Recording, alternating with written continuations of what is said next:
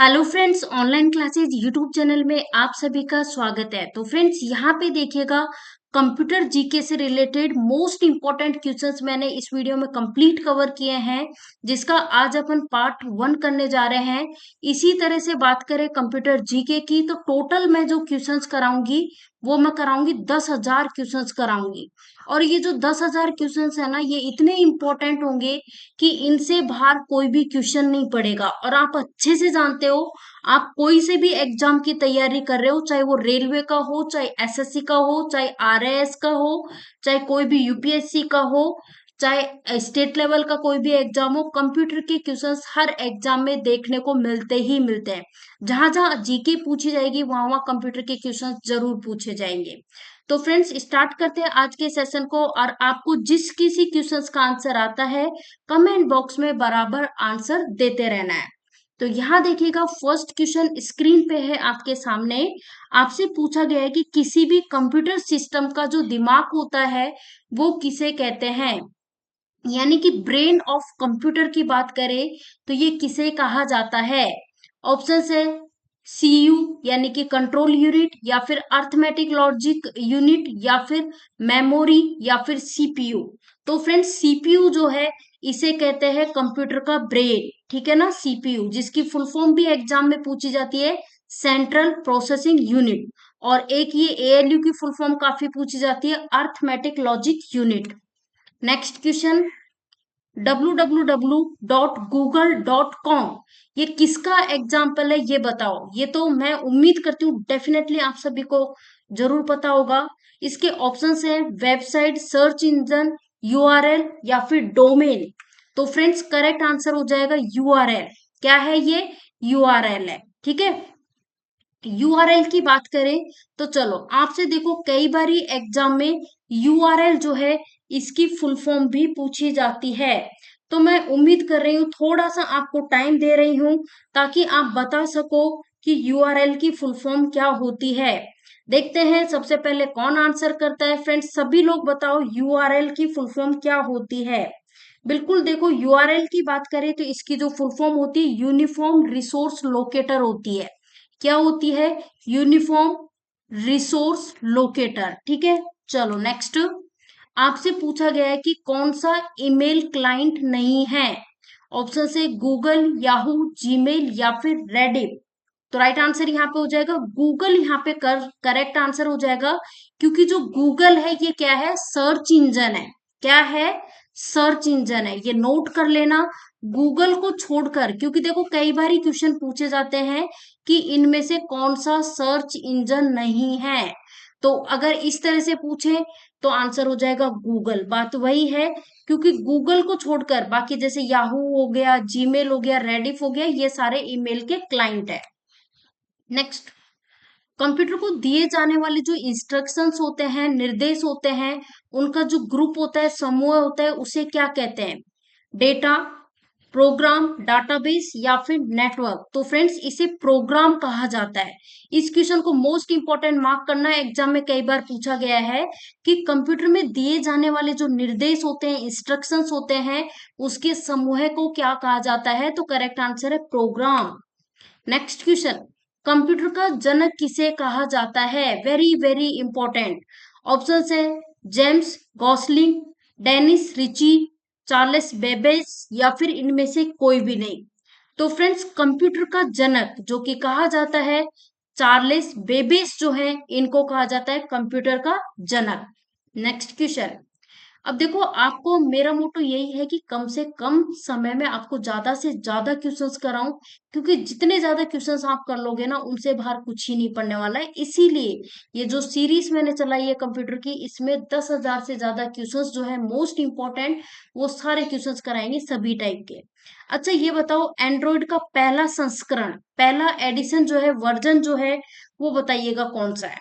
Option है 1.0, या फिर जिंजर ब्रेड, या फिर किटकैट, या फिर फ्रोयो। तो राइट आंसर यहाँ पे हो जाएगा 1.0। यहाँ पे करेक्ट आंसर हो जाएगा ऑप्शन ए। ऑप्शन ए जो है वो इस क्वेश्चन का करेक्ट आंसर हो जाएगा, ठीक है। चलो नेक्स्ट क्वेश्चन, इलेक्ट्रॉनिक प्रारूप जो है, इसमें पुस्तकों को क्या कहा जाता है? इलेक्ट्रॉनिक प्रारूप जो है इनमें पुस्तकों को क्या कहा जाता है? I book, E book, E library या फिर ई लर्निंग? तो राइट आंसर हो जाएगा ई बुक्स कहा जाता है। इलेक्ट्रॉनिक प्रारूप जो है इनमें पुस्तकों को क्या कहा जाता है? E books.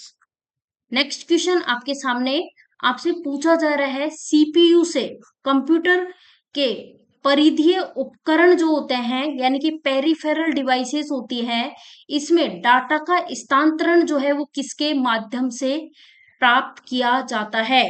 ऑप्शंस है इंटरफेसेस, बफर मेमोरी, मोडेम या फिर कंप्यूटर पोर्ट्स। तो राइट आंसर हो जाएगा इंटरफेसेस, करेक्ट आंसर हो जाएगा ऑप्शन ए। नेक्स्ट क्वेश्चन यहाँ पे आपसे पूछा जा रहा है कि कौन सी वस्तु लोकल एरिया नेटवर्क जिसे अपन लैन बोलते हैं इसमें उपयोग नहीं की जाती है? ऑप्शंस है इंटरफेस कार्ड, केबल, कंप्यूटर या फिर मॉडेम। तो राइट आंसर हो जाएगा कंप्यूटर, यहाँ पे करेक्ट आंसर हो जाएगा। क्योंकि अपन लैन की बात करें, लैन की फुल फॉर्म भी एग्जाम में बहुत ज्यादा पूछी जाती है जो कि लोकल एरिया नेटवर्क। तो इसमें देखो इंटरफेस कार्ड भी यूज किया जाता है, केबल भी यूज करते हैं और मॉडेम भी यूज करते हैं, लेकिन कंप्यूटर का यूज इसमें नहीं करते हैं। नेक्स्ट क्वेश्चन आपसे पूछा गया है कि एक प्रकार का सॉफ्टवेयर जिसका प्रयोग यूजर जो होता है प्रयोक्ता इसकी सहायता के लिए किया जाता है, यूजर जो होता है उसकी सहायता के लिए कौन से सॉफ्टवेयर का प्रयोग किया जाता है? ऑप्शन है system software, firmware, application software या फिर ऊपर के सारे यानी कि ऑल ऑफ दीज। तो राइट आंसर हो जाएगा एप्लीकेशन सॉफ्टवेयर जो है वो इस क्वेश्चन का करेक्ट आंसर है ऑप्शन सी। एप्लीकेशन सॉफ्टवेयर वो सॉफ्टवेयर है जिसका यूज जो प्रयोक्ता होता है ना, प्रयोक्ता यानी कि यूजर, उसकी सहायता के लिए किया जाता है। नेक्स्ट क्वेश्चन, वाईफाई की फुल फॉर्म बताओ, वेरी वेरी इंपॉर्टेंट। अब देखो इस तरह के क्वेश्चंस इजी भी होते हैं बट आप लोग फिर भी कंफ्यूज होते हो। ऑप्शन है वायरलेस फिडे या फिर वायरलेस फिडिलिटी या फिर वायरलेस फीचर्स या फिर वायरलेस फिडेलिटी। तो राइट आंसर हो जाएगा वायरलेस फिडेलिटी हो जाएगा, वायरलेस फिडेलिटी। अब देखो यहाँ पे ऑप्शन बी है वायर फिडिलिटी और ये है वायरलेस फिडेलिटी, ठीक है। तो मिलते जुलते हैं ना, इसीलिए जल्दीबाजी में आप लोग गलती कर देते हो, तो इस चीज का ध्यान रखना है।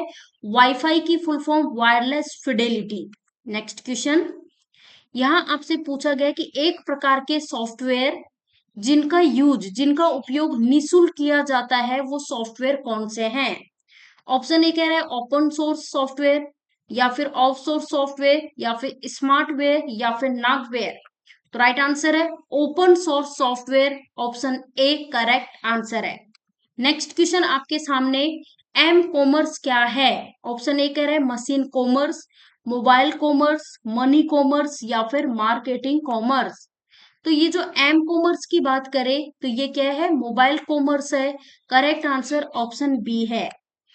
नेक्स्ट क्वेश्चन, आपको ये बताना है कि एंड्रॉयड निष्पादन योग्य फाइल जो है यानी कि एंड्रॉयड एग्जीक्यूटेबल फाइल, इसका एक्सटेंशन बताओ। फ्रेंड्स 100% आप नोट कर लो कि एक्सटेंशन वाले क्वेश्चंस बहुत ही इंपॉर्टेंट है, एग्जाम में पूछे जाते हैं। तो एंड्रॉयड एग्जीक्यूटेबल फाइल जो है इसके जो एक्सटेंशन की बात करें तो वो क्या है? .apk। तो .apk करेक्ट आंसर हो जाएगा option C. Next question, modem का आविष्कार किसने किया? मॉडेम बताइएगा। मॉडेम की बात करें, देखो मॉडेम की फुल फॉर्म भी एग्जाम में पूछी जाती है, वो भी मैं बता देती हूँ। मॉडेम में एमओ का मतलब होता है मॉड्यूलेटर। क्या होता है? एमओ का मतलब मॉड्यूलेटर और डीईएम का मतलब होता है डीमॉड्यूलेटर। तो इसकी फुल फॉर्म होती है मॉड्यूलेटर डीमॉड्यूलेटर। इसका आविष्कार किसने किया था? आविष्कार किया था AT&T इंफॉर्मेशन सिस्टम जो है इसके द्वारा इसका आविष्कार किया था। तो करेक्ट आंसर हो जाएगा AT&T information system, option D. Next, निम्नलिखित में से कौन सा GUI का एग्जाम्पल है? ऑप्शंस आप सभी के सामने दिए गए हैं, जल्दी से आंसर कीजिएगा क्या होगा इस क्वेश्चन का करेक्ट आंसर। GUI की बात करी है तो बताइएगा। GUI की फुल फॉर्म भी एग्जाम में पूछी है जाती है, तो इसकी फुल फॉर्म नोट डाउन करो, ग्राफिकल यूजर इंटरफेस। तो इसका एग्जाम्पल कौन सा है ये पूछा गया है। तो जो एंड्रॉयड है ना, ये ग्राफिकल यूजर इंटरफेस जो है इसका एग्जाम्पल है। ठीक है, चलो नेक्स्ट क्वेश्चन। आपको बताना है ऑपरेटिंग सिस्टम किस प्रकार का सॉफ्टवेयर है। Very very important friends, operating system की बात करें तो ये किस प्रकार का सॉफ्टवेयर है। ये है सिस्टम सॉफ्टवेयर। ऑपरेटिंग सिस्टम कैसा सॉफ्टवेयर है, सिस्टम सॉफ्टवेयर। तो राइट आंसर ऑप्शन सी है। नेक्स्ट क्वेश्चन, पूरी तरह से परस्पर जुड़े नेटवर्क टोपोलॉजी का वैकल्पिक नाम बताओ। मैश, स्टार, टी या फिर रिंग। तो राइट आंसर हो जाएगा ऑप्शन ए करेक्ट आंसर हो जाएगा। मैश यहाँ पे इस क्वेश्चन का करेक्ट आंसर हो जाएगा। पूरी तरह से परस्पर जुड़े नेटवर्क टोपोलॉजी है, उसका जो नाम है वो है मैश है। ठीक है, चलो नेक्स्ट क्वेश्चन। ये टोपोलॉजी वाला टॉपिक मैं अलग से लेके आऊंगी, उसमें चीजों को हर एक टोपोलॉजी को डिटेल में बताऊंगी। चलो बताओ, निम्नलिखित में से व्हाट्सएप किसका एग्जाम्पल है। ऑप्शंस हैं सिस्टम सॉफ्टवेयर, एप्लीकेशन सॉफ्टवेयर या फिर ओपन सोर्स सॉफ्टवेयर या फिर बी और सी दोनों। तो व्हाट्सएप की बात करें तो ये एग्जाम्पल है। व्हाट्सएप जो है एप्लीकेशन सॉफ्टवेयर भी है और ओपन सोर्स सॉफ्टवेयर भी है। तो यहाँ पे राइट आंसर हो जाएगा बी और सी, बोथ यहाँ पे करेक्ट आंसर होगा।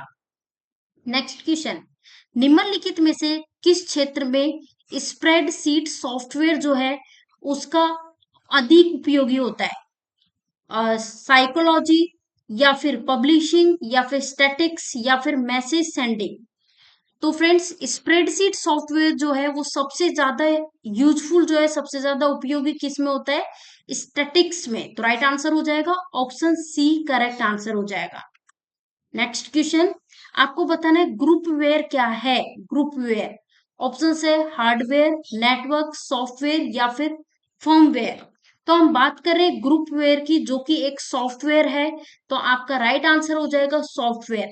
फ्रेंड्स, सॉफ्टवेयर वो होते हैं जिनको आप छू नहीं सकते हो, और जो हार्डवेयर जो होते हैं ना, वो इक्विपमेंट यानी वो उपकरण होते हैं जिनको आप टच कर सकते हो, छू सकते हो। चलो नेक्स्ट, निम्नलिखित में से कौन सा इनपुट डिवाइस का उदाहरण है। ऑप्शंस है कीबोर्ड, माउस, स्कैनर और।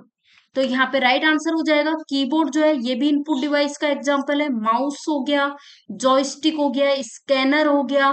तो ये सारे के सारे जो है वो इनपुट डिवाइस के एग्जांपल है। तो correct answer option D correct answer है। नेक्स्ट क्वेश्चन, मेमोरी में जो केबी है इसका पूरा नाम बताओ। किलोबिट, किलोबाइट, नो बिट या फिर नी बिट। अब आप सोचोगे तो बहुत इजी क्वेश्चन आ गया। हाँ बिल्कुल बहुत इजी क्वेश्चन है, बट अक्सर स्टूडेंट्स ओवर कॉन्फिडेंस में इसी तरह के क्वेश्चंस में गलती करते हैं, क्योंकि जल्दीबाजी में आप कुछ भी कर दोगे। किलो बिट होगा या किलो बाइट होगा, इन दोनों को ध्यान से देखना, इन दोनों में गलती बहुत ज्यादा स्टूडेंट करते हैं। तो केबी का मतलब होता है किलो बाइट, क्या होता है किलो बाइट। तो करेक्ट आंसर हो जाएगा, कहीं ऐसा ना हो जल्दीबाजी में किलो बिट कर दें। तो राइट आंसर होगा ऑप्शन बी। तो केबी का बता दिया, इसी तरह से एमबी का बता दो मेगाबाइट, जीबी का बता दो गीगाबाइट, टीबी जो है उसका होता है टेराबाइट, पीबी जो है उसका होता है पेंटाबाइट। तो इस तरह के क्वेश्चंस देखने को मिलता है। चलो नेक्स्ट क्वेश्चन, निम्नलिखित में से कौन वॉलेटाइल मेमोरी का एग्जाम्पल है। ऑप्शन है रैम, रोम, प्राइमरी और या फिर सेकेंडरी। वेरी वेरी इंपॉर्टेंट, बताइएगा। तो राइट आंसर यहाँ पे क्या हो जाएगा फ्रेंड्स, ऑप्शन ए जो है वो इस क्वेश्चन का करेक्ट आंसर हो जाएगा रैम। रैम। अब मुझे बताओ, जो रैम है इसकी फुल फॉर्म बताओ और इसके कितने टाइप होते हैं, बताइए सभी लोग, रैम के बारे में बताओ। तो फ्रेंड्स, रैम की बात करें तो इसकी फुल फॉर्म होती है रैंडम असेस मेमोरी। और जो रैम है वो दो तरह के होते हैं, दो तरह के होते हैं। एक तो होता है एस रैम होता है और एक होता है डी रैम होता है। क्या होता है, डी रैम, ठीक है ना। तो ये भी आप नोट कर लेना, कई बार पूछ लिया जाता है। एस रैम की बात करें तो इसकी फुल फॉर्म होती है स्टैटिक रैंडम असेस मेमोरी, और DRAM की होती है डायनेमिक रैंडम असेस मेमोरी। ठीक है ना, ये भी ध्यान रख लेना। रैम जो है ना, ये वॉलेटाइल मेमोरी होती है, यानी कि शॉर्ट टर्म मेमोरी होती है, यानी कि जैसे लाइट वाइट चली जाती है ना, अस्थायी मेमोरी जिसे कहते हैं, तो उसके बाद ये गायब हो जाता है, तो ये भी ध्यान रख लेना। ओके, ठीक है। चलो नेक्स्ट, आपको बताना है लॉगिन नेम तथा पासवर्ड के सत्यापन की प्रक्रिया क्या कहलाती है। वेरी वेरी इंपॉर्टेंट, मार्क करो, क्वेश्चन पूछा जा चुका है। ऑप्शन है आइडेंटिफिकेशन, ऑथेंटिकेशन, या फिर एक्सेसिबिलिटी, या फिर लॉगिन। तो राइट आंसर यहाँ पे होगा authentication, option B correct answer हो जाएगा। लॉगिन नेम और पासवर्ड का जो सत्यापन है उसकी प्रक्रिया को ऑथेंटिकेशन कहते हैं, ऑप्शन बी। तो फ्रेंड्स, ये थे कंप्यूटर के मोस्ट इंपॉर्टेंट क्वेश्चन जिनको अपन ने कवर कर लिया है। तो आपको वीडियो पसंद आया हो तो वीडियो को लाइक करें, और जितना ज्यादा हो सके वीडियो को शेयर कर दो, ताकि ज्यादा से ज्यादा लोगों तक आपका ये वीडियो पहुंच सके, और वही आपकी तरफ से हमारे लिए सपोर्ट होगा। अगर चैनल पे सब्सक्राइब नहीं किया है चैनल को, तो सब्सक्राइब कर लीजिए। अगर कर रखा है तो फिर से सब्सक्राइब आपको नहीं करना है, एक ही बार करना होता है। फ्रेंड्स, बेल आइकॉन जो है उस पर क्लिक कर लो, ताकि जो भी हम वीडियो डालेंगे उसके नोटिफिकेशंस आपको मिलते रहेंगे। मिलते हैं नेक्स्ट वीडियो में। Thank you for watching this.